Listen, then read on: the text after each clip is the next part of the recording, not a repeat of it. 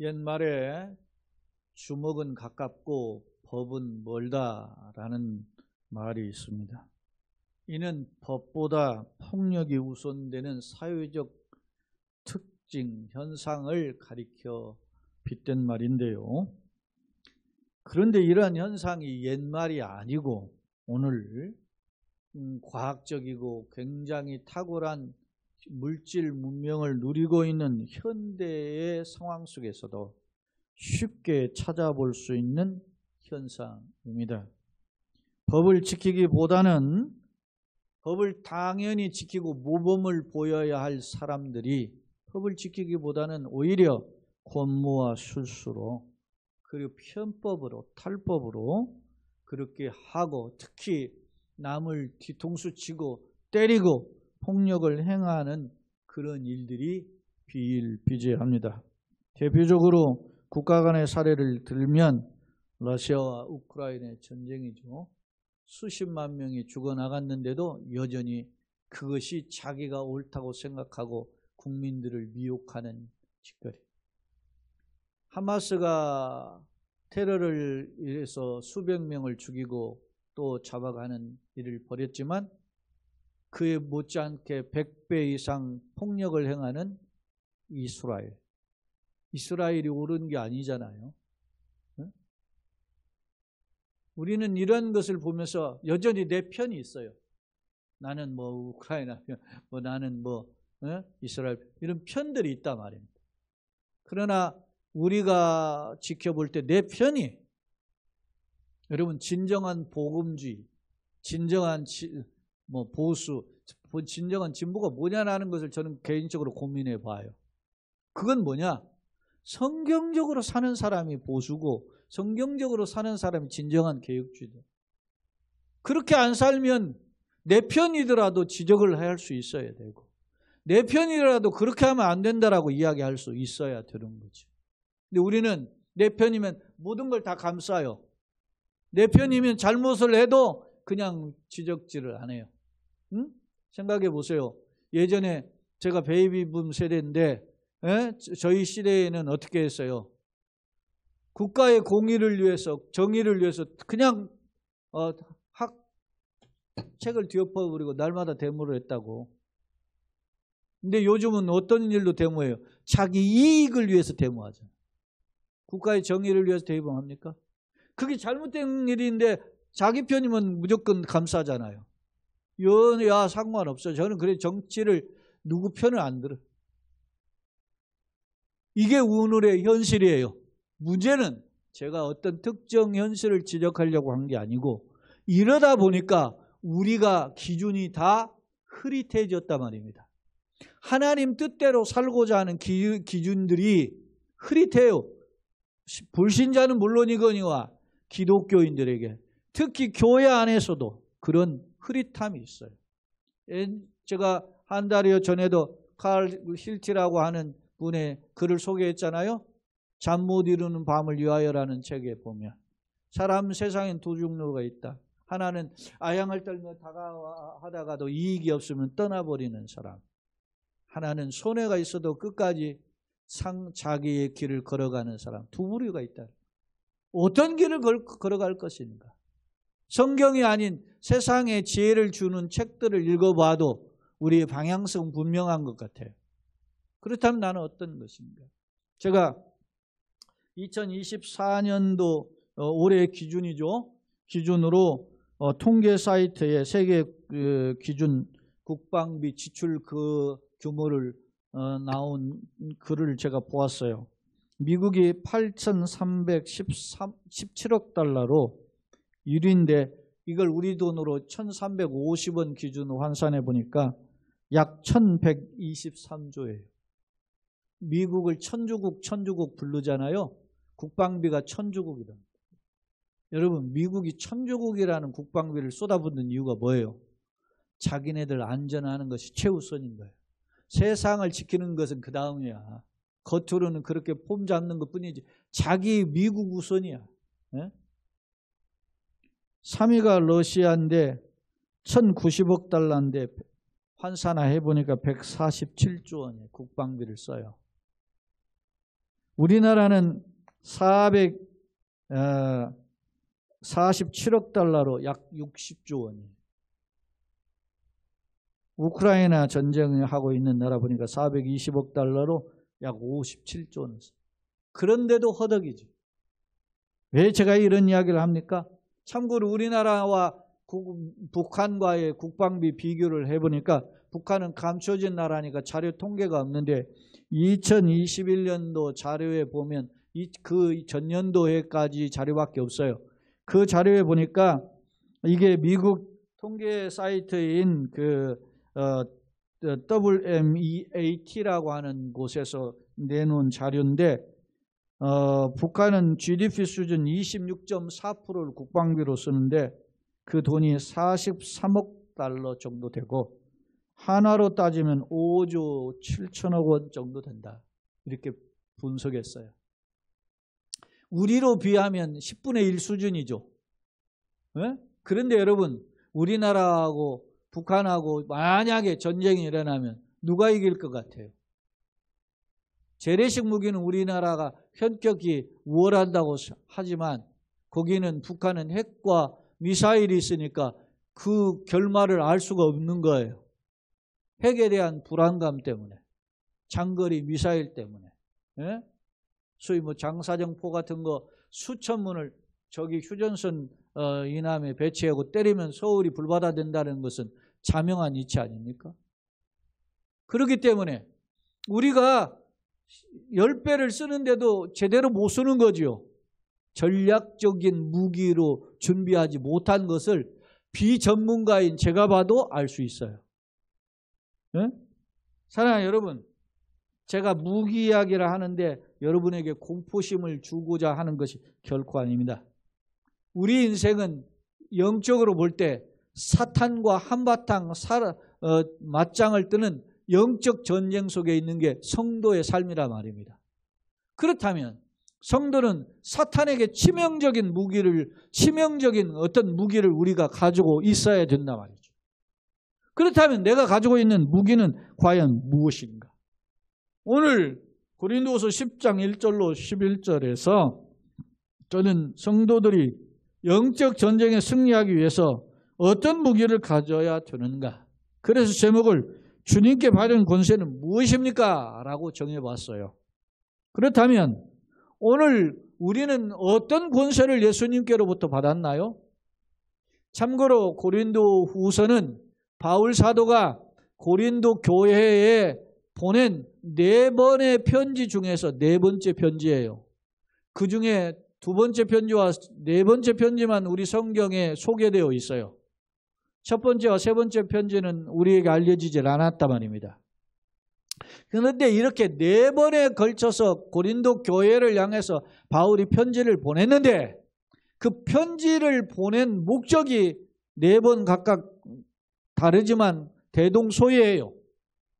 그 중에 오늘 고린도 후서는 13장까지 되어 있는데 그 13장 중에 10장에서 마지막 13장까지 이 4장은 바울이 자기가 어떤 사람인지 자기의 사도권을 변증하는 내용으로 기록되어 있단 말입니다.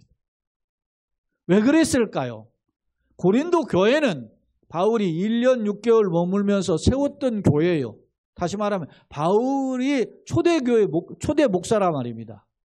그리고 그 고린도 교회를 통해서 많은 사람들이 양육이 되었는데 시간이 지나면서 바울에게 들려지는 소식을 듣다 보니까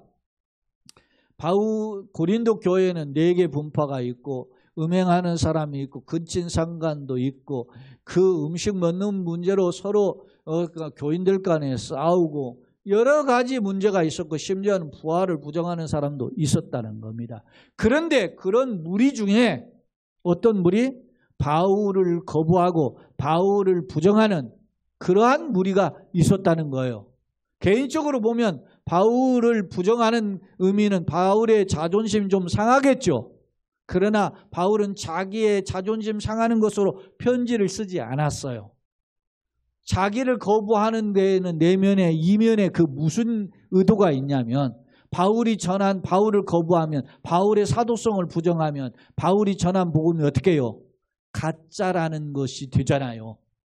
그러니까 바울이 자기가 전한 복음을 완전히 뭡니까? 거부하는 이런 사탄의 전략이 있는 것을 알고 자기가 하나님의 사도이고 하나님의 일꾼이라는 것을 강력하게 변증했다는 것입니다.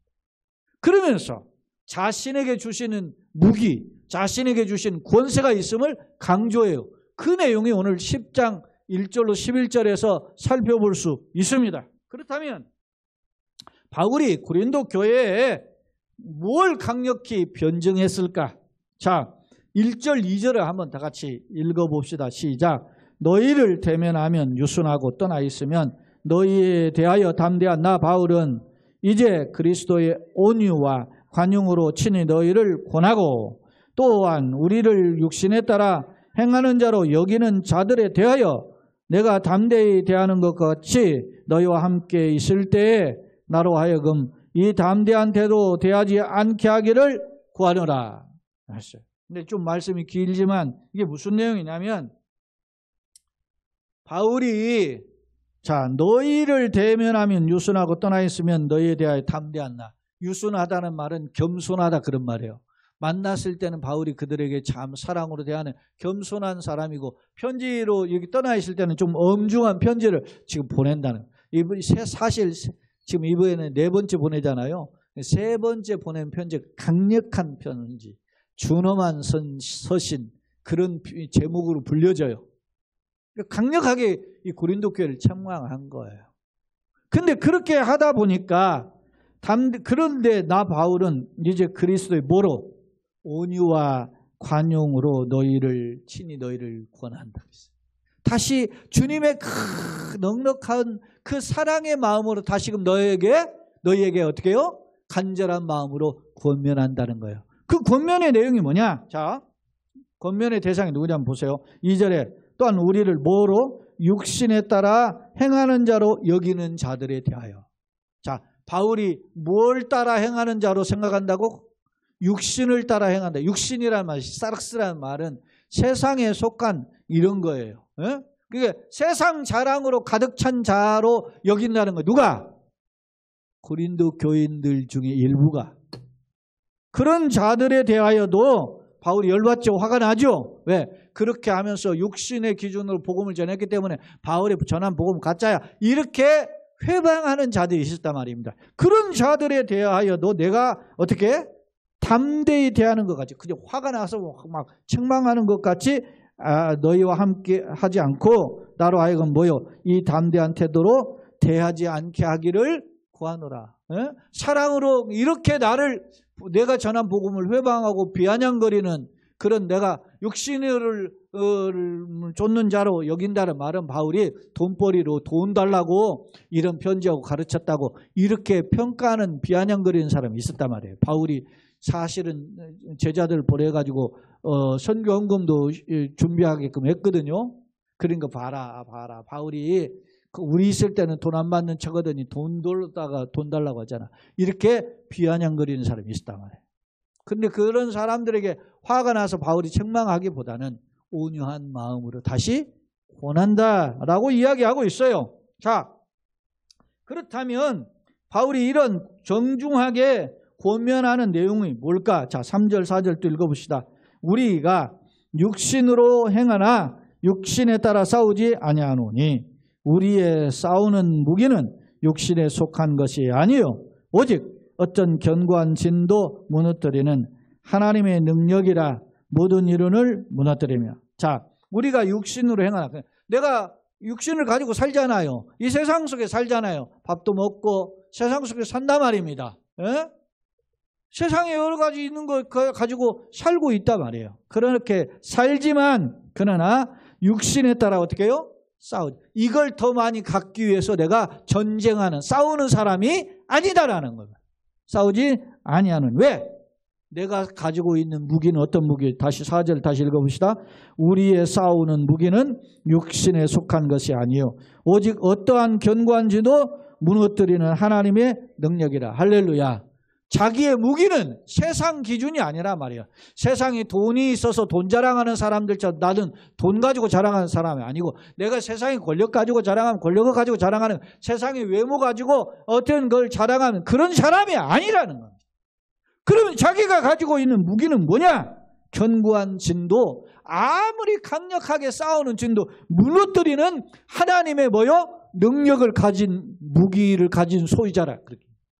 할렐루야. 그 무기가 뭐냐는 거예요, 도대체. 세상 사람들이 자랑하는 그런 무기를 가지고 있지 않고, 어떤 아무리 강력한 진도 무너뜨릴 만한 무기를 내가 가지고 있는데, 그럼 그 무기가 뭐냐라고 이야기하는 거예요. 자, 이 무기에는 두 가지 특징이 있어요. 두 가지 특징을 간략하게만 살펴보면, 자, 5절 같이 또 한번 읽어봅시다. 시작. 하나님을 아는 것에 대하여 높아진 것을 다 무너뜨리고 모든 생각을 사로잡아 그리스도에게 복종하게 하니. 자, 바울이 가진 무기의 두 가지 특징인데, 첫 번째 특징이 뭐냐? 하나님을 아는 것에 대하여 뭐요? 대적하여. 하나님 아는 것을 대적해가지고 높아져. 교만한 거죠. 지가 하나님 안다고 건방 떠는 겁니다. 높아진 것을 다 어떻게 해요? 무너뜨리고.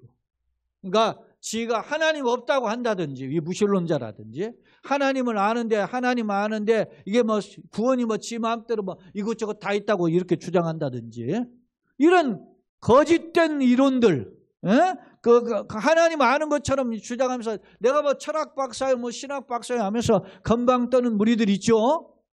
이런 높아진 것들 다 무너뜨리고 모든 생각을 결국 어디로 잡아서 다 끌어모아가지고 어디에게 복종시켜요? 그리스도에게 복종하여. 진정한 모든 이론은 어디에게 복종해야 돼? 예수 그리스도. 그러니까 예수 없는 복종, 예수 없는 지식, 예수 없는 돈, 예수 없는 권력은 다 무너뜨리는 거예요. 할렐루야. 그것이 다 예수께 복종시키는 거예요.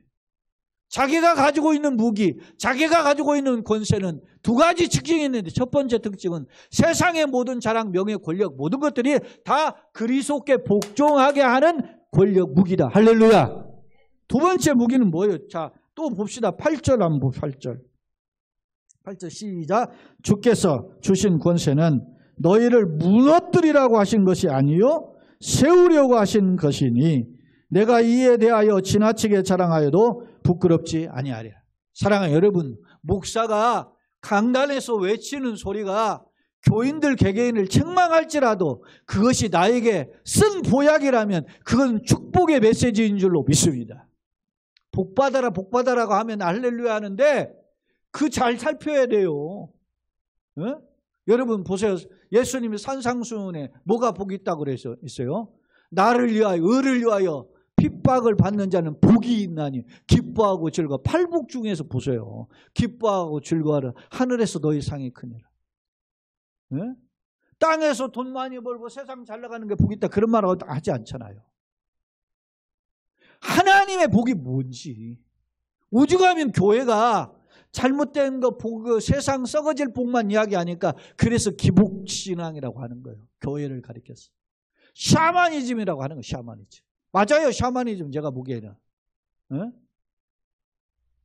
한국 교회가. 오늘 보세요.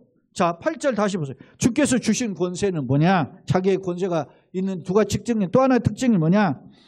너희가 누구예요 지금? 고린도 교회죠. 누가 지금 고린도 교회를 무너뜨리려고 해요? 거짓 교사들이. 지가 좀 안다고 하고 잘난 체 하면서 바울은 사도가 아니라 바울이 전한 복음은 가짜라고 이야기하면서 거들먹거리는 자들이 있단 말입니다. 그런 무너뜨리려고 하신 것이 아니요 세우려고 하는. 그 사람들은 교회를 무너뜨리는 자들이잖아. 그러나 바울이 어떻게 해요? 바울이 준화한 편지를 보내고 방문하고 한 까닭이 뭡니까? 너희를 세우려고. 아, 오늘 말씀이 나를 세우려고 오늘 이 자리에 부르셨구나. 할렐루야. 현장이나 영상으로 참여하는 예배자들 속에 오늘 주신 메시지가 나를 찢고 내 가슴을 찢고 송곳처럼 찌른다 할지라도 나를 다시금 세우기 위해서 주시는 말씀인 줄로 깨달으시기를 예수님의 이름으로 축원합니다. 바울이 가지고 있는 권세는 두 가지. 하나는 어떠한 것도 하나님 앞에서 대적해서 다 높아진 것도 예수 그리스도께 복종시키는 무기고, 또 하나는 비록 연약한 사람인 것 같지만 그들을 무너뜨리려고 하지 않고 오히려 세워주는 무기이다. 할렐루야. 저와 여러분이 이 무기를 가지고 이 땅을 살아가기를 예수님의 이름으로 축원합니다. 나를 통해서 누군가 예수 복음을 들으면 교만한 사람은 거꾸러지고 하나님 연약한 사람은 살아나는 역사가 있기를 예수님의 이름으로 축원합니다. 그게 복음이라, 복음. 오늘. 자, 그런데 오늘 보세요. 오늘 바울이 이와 같은 무기를 제대로 활용하지 못한 까닭을 지적해요. 그렇다면 이렇게 이야기하는데도 왜 고린도 교회가 이런 하나님의 주신 권세를 제대로 활용 못하는가? 이유가 있어요. 이유가. 7절을 봅시다. 7절. 같이 또 읽어봅니다. 시작. 너희는 외모만 보는도다. 만일 사람이 자기가 그리스도에 속한 줄을 믿을진대 자기가 그리스도에게 속한 것 같이 우리도 그러한 줄을 자기 속으로 다시 생각할 것이라. 너희는 뭐라고 했어요? 너희는 누구? 고린도 교인들, 특히 고린도 교회를 어지럽히는 놈이죠. 특히 어지럽히는 놈들은 누굽니까? 바울이 전한 복음을 부정하고 바울이 사도가 아니라는 걸 부정하는 그런 무리들이란 말이에요. 그 사람들이 왜 바울을 평가하죠? 뭘 보고? 외모만 보기 때문에. 외모에는 여러 가지 의미가 있는데 대표적인 의미가 실제 겉모습도 있어요. 바울의 겉모습은 학자들의 견해를 보니까 바울의 겉모습이 어땠냐 하니까 키가 작고 눈알은 컸다 그래요. 근데 머리가 벗겨져서 대머리고 그렇게 하니까 키는 작고 눈알은 크고 막 그렇게 하니까 무섭게 생겼다 이거지. 근데 또 말은 또 잘 못했다 그래요. 말은. 바울이 위대한 설교가인데도 말을 잘 못했다는 거예요. 그래서 학자들이 이렇게 이야기해요.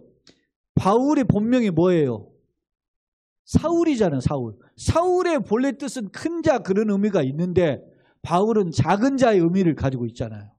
그러니까 바울이 작은 자라고 자기 겸손의 의미도 있지만 실제로 키가 작았다는 거야. 그러니까 사람들이 외모만 보니까 키도 작고 외모는 흉흉하게 생기고 그 말도 편지는 말이죠. 주고받을 때 보면 막 힘이 있는 것 같은데 말하는 거 보면 별로 시원찮고 그러니까 이게 무슨 뭐 사도가 저래 이렇게 비아냥거렸다는 거예요. 또 보세요. 10절 한번 보세요. 10절. 외모만 보는 사람의 특징이 어떤가 보세요. 10절. 그들의 말이 그의 편지 누구예요? 바울의 편지죠. 이제 고린도 교인들이 바울을 비아냥하는 사람들의 말이 바울의 편지들은 무게가 있고 힘이 있지만 그의 몸으로 대할 때는 약하고 그의 말도 시원치 않다. 바울을 이렇게 평가해요. 외모만 보니까. 특히 외모의 기준은 또 하나 어떤 기준이냐. 이런 외적인 기준이 있지만 당시 사도들은 누구를 보낼 때, 제자를 보낼 때 추천서를 이렇게 써서 보내줬다. 나 베드로는 추천서를 보낸다. 나 요한은 추천서를 보낸다. 이렇게 해서 써서 보내면 사도 요한이 추천서 있는데 바울은 자기가 자칭 사도라고 하지만 추천서도 없는 거야. 예수님과 함께 3년 동안 공생의 신학교 다닌 적도 없어. 그러니까 사람들이 바울이 사도 맞아? 이렇게 피아냥거렸다. 그런 변증에 대해서는 11장에 나와요. 바울이. 그건 이제 다음에 여러분이 살펴보세요. 이렇게 외모만 중요시 여긴다. 오늘날도 마찬가지 아닙니까? 앞서도 제가 이야기했죠. 어떤 교회 규모, 어떤 교회에서 목사님, 얼마나 그게 대수인데. 그 말씀대로 내가 고민하고 그 말씀대로 서 있느냐가 중요하지. 자, 보세요. 11절 한번 읽어봅시다. 11절 시작. 이런 사람은 우리가 떠나 있을 때에 편지들로 말하는 것과 함께 있을 때에 행하는 일이 같은 것임을 알지라. 그러니까 편지는 힘이 있는데 얼굴 대하면 별 볼 일 없어. 이렇게 비아냥거리는 자들에게 바울이 변증해요. 그 편지를 쓰거나 직접 말하는 사람이 같은 사람이다. 성경의 진리를 말하면 아멘해야지. 대형 교회 목사가 이야기하면 아멘하고 작은 교회가 목사가 말하면 말이지. 누가 얼마나 설교 잘하는가 하면 저 인간 얼마나 설교하는가. 자, 들어보자. 건방진 거 아니에요? 제가 예전에 그 강도사 때인가 제가 경기도의 광주에 그 기도원에 가서 있다가 그 뭐 광림교회 수도원, 광림수도원 거기 가서 있다가 내려오는데 제가 좀 일찍 와야 될 형편에서 내려오는데 어떤 사람이 같이 좀 태워달라고 그래가지고 그래서 중간에 태워서 잠실에 한 분 내려드렸어요. 그리고 또 중간에 또 다른 분 내려드리고. 근데 잠실에서 내려준 분이 어디냐면 저 뭡니까 명성교회 교인인데 지네 목사 자랑을 얼마나 잘하는데 막 이건 뭐 다른 교회는 뭐 목사도 아니요. 제가 그럴 때 얼마나 속상 그냥 중간에 내려버리라고 할까 그냥 그럴 마음이 굴뚝 같은데 참고 참 지금도 안 잊어버리잖아요. 제가 스트레스가 왜 그렇게 생각하는지 우리가 이게 진리가 그러한지를 살필 수 있어야 되는데 오늘 바울이 이야기하잖아요. 너희는 외모만 보는데 외모의 특징이 얼굴이 어떤지 말이 어떤지 편지는 어떤 그것만 따져. 그런데 편지하는 사람이 직접 말하는 사람 똑같은 사람이다. 이렇게 이야기를 하고 있어요. 자, 오늘 말씀을 우리가 정리해 보겠습니다. 사랑하는 여러분, 오늘 나는 어떤 기준으로 살아갑니까? 혹시 눈에 보이는 조건을 가지고 외모를 가지고 평가하고 그것이 전부인 양 쫓아가지는 않습니다. 오늘 우리가 소유한 무기가 내가 가지고 있는 돈이 내가 가지고 있는 어떤 세상 권력이 사탄과 영적 전쟁에서 그것이 얼마나 효율적으로 사용할 수 있습니까? 네? 내가 돈 많으니까 사탄하고 맞짱 떴더니 그 사탄이 돈 때문에 물러갔습니까?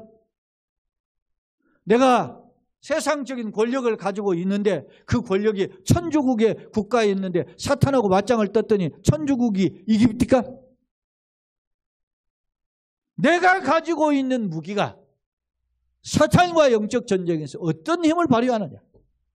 오늘 본문을 통해서 되돌아보게 하십니다. 사랑하는 성도 여러분, 현대사회는 외모지상주의입니다. 학벌주의고 능력주의고 돈이 제일인 시대입니다. 그러니까 젊은이들이 학교를 나와도 뭐 또 쌓고 연수도 가고 뭐 또 하고 자격증도 하면 끊임없이 그렇게 고민을 하잖아요. 왜? 능력주의. 그런데 보세요. 고린도전서 1장 26절로 29절 말씀 좀 긴 절이지만 제공하는 화면을 보시면서 함께 읽어봅시다. 시작. 형제들아 너희를 부르심을 보라. 육체를 따라 지혜로운 자가 많지 아니하며 능한 자가 많지 아니하며 문벌 좋은 자가 많지 아니하도다. 그러나 하나님께서 세상에 미련한 것들을 택하사 지혜 있는 자들을 부끄럽게 하려 하시고 세상에 약한 것들을 택하사 강한 것들을 부끄럽게 하려 하시며 하나님께서 세상에 천한 것들과 멸시받는 것들과 없는 것들을 택하사 있는 것을 폐하려 하시라니 이는 아무 육체도 하나님 앞에서 자랑하지 못하게 하려 하십니다. 할렐루야.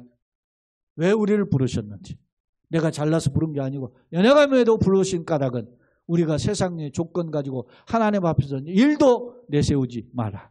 그런 교훈임을 알 수 있어요. 자, 덧붙여 한번 봅시다. 성경 시편 2편 8절 9절입니다. 같이 한번 읽어봅시다. 내게 구하라. 내가 이방 나라를 네 위협으로 주리니 네 소유가 땅끝까지 이르리로다. 네가 철장으로 그들을 깨트리며 질그릇같이 부수리라 하시도다. 이 말씀은 메시아 시편이에요. 메시아가 오시면 이렇게 하나님이 그에게 철장 권세를 주시고 사탄을 정복하게 하신다라고 하는 예고 시편이에요. 그런데 그 메시아가 오신 이후에 약속을 보세요. 계시록 2장 26절 27절 한번 또 같이 읽어봅시다.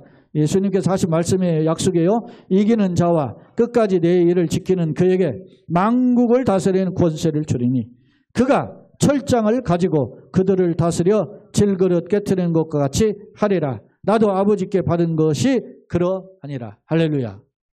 예수님이 7교회에 약속하신 약속이에요. 그 중에 나도 이렇게 철장의 권세를 아버지께 받았는데 나도 너희 이런 권세를 주니까 이기는 자로서 철장 권세로서 승리하라. 할렐루야. 그렇게 약속하고 있어요.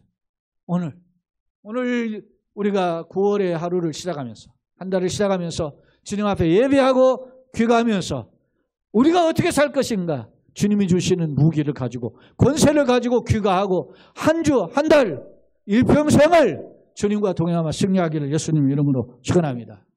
저 옛날 여러분 잘 아는 다윗 전쟁터에 나간 청소년이지, 정확히 이야기하면 소년과 청년 사이 중간 청소년이야. 그 청소년이었던 약 한 20세 이 정도 보이는 그런 그 다윗의 고백을 한번 봅시다. 사무엘상 17장 47절 같이 읽어봅시다. 시작.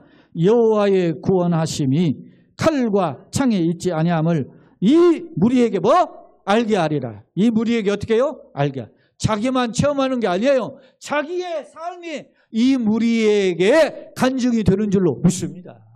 나의 길이 하나님 아버지 교회와 주변에 간증이 되게 하여 주옵소서.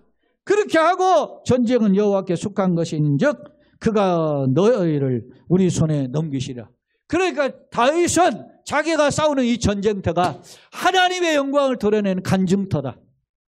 오늘 우리가 살아갈 길이 간단치 않아요. 힘듭니다. 그럼에도 불구하고 나를 통해서 하나님이 간증의 길을 열어주실 줄로 믿습니다.